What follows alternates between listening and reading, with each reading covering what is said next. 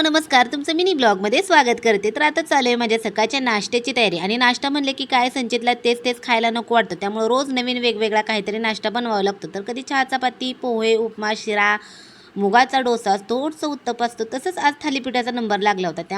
त्यामुळे माझं चाललं होतं आता थालीपीठ बनवायचं काम. आणि असं एक म्हण आहे की बघा, पहिली उजवी बसला की दुसरं किती पण भारी असतं ते काय आवडत नाही. आता तुम्हाला वाटेल हे मी असं का म्हणते, तर सांगते पण.